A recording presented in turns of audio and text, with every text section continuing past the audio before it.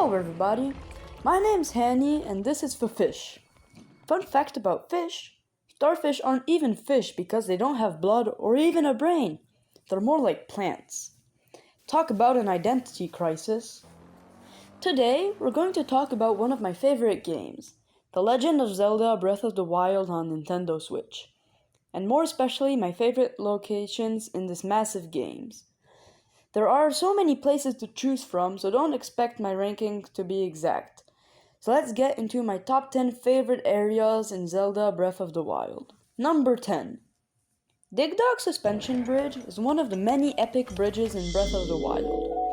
It is located between the Great Plateau and the Gerudo Wastelands, and it goes over a river. It is home to a blue Hinox and a shrine hidden under the bridge.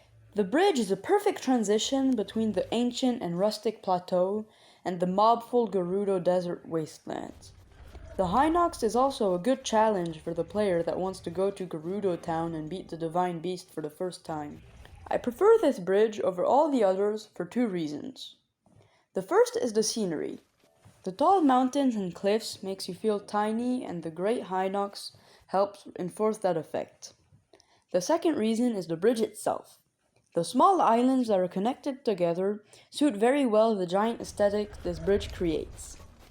The wooden pathways are big enough for you not to worry about falling, but their old-looking appearance keeps you on your toes. At our number 9 spot, we have Tempest Gulch.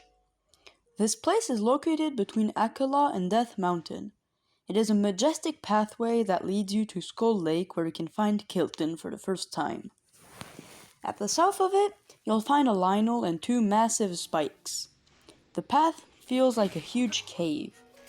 It is full of mobs, and fighting them can get quite overwhelming. The rock that creates the path even seems to be leaking out of Skull Lake. I like it for the same reasons that I liked my previous choice. The size of it makes you feel tiny, and the enclosed path is quite claustrophobic. The two spikes and the Lionel are the perfect gate to this rough path. You know what else is rough? Horses. And where do you find the best horses in the game? Upland Lindor is at our number 8 spot. It is home to the best horses in the game. These grasslands are located south of the Tabantha region, and they feel pretty isolated from the rest of the world. It looks like a summer tundra, and it's beautiful. The grass is full of flowers, which creates a magical effect.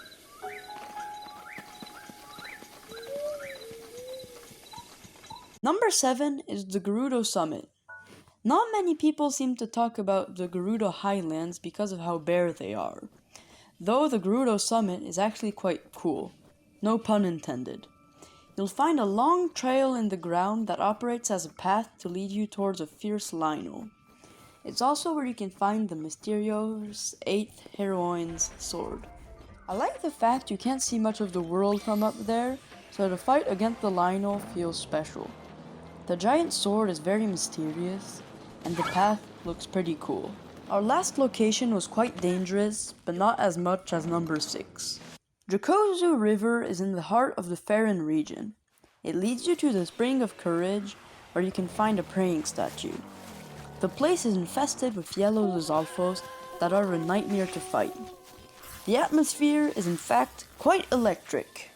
I enjoyed the challenge of going through this lush and dangerous forest for the first time. The shrine is a pleasing way to reward the players for getting here. The shrine goes well with all the Zonai ruins. I also think that the ruins are a great way to reinforce this overgrown ambience.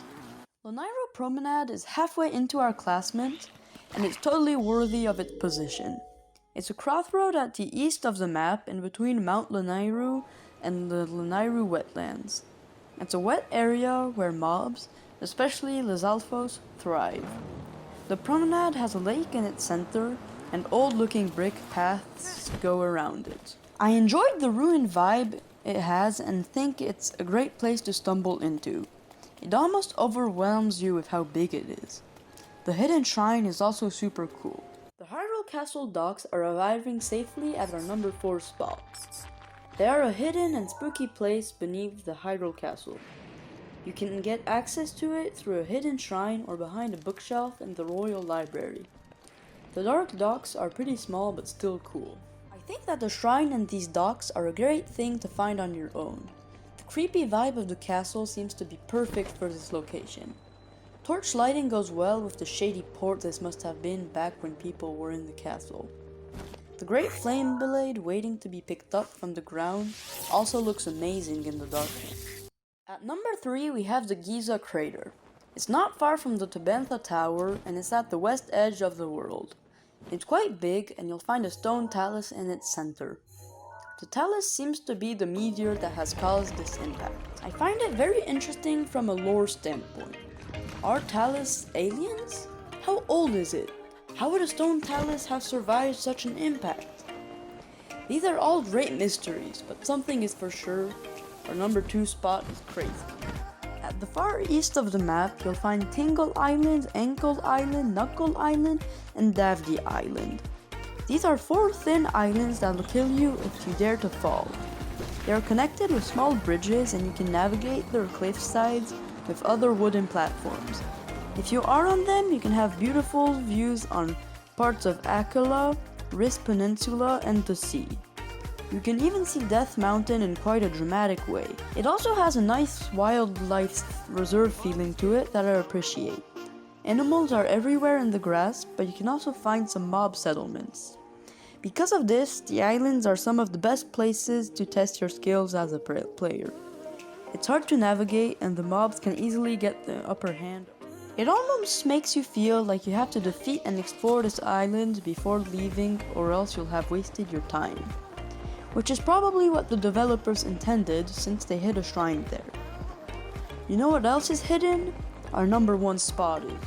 At the east end of the Tanagar Canyon, you'll find the Forgotten Temple. It is one of the biggest structures in all of the game, which is already cool. It has a very interesting lore that makes it even more special. And it even hosts the biggest praying statue of the game and a shrine. Now that's overkill. It's made up of 2 huge rooms infested with guardians. There's a smaller room but still massive where the statue and shrine are. I love how ancient it feels. It's so old that 2 massive trees were able to grow there. I exchanged most of my spirit orbs here and it felt epic each time. It was also so cool to pick up Link's tunic after the 120 shrines at this place. I'd enjoy it if you could like and subscribe. Thank you for watching.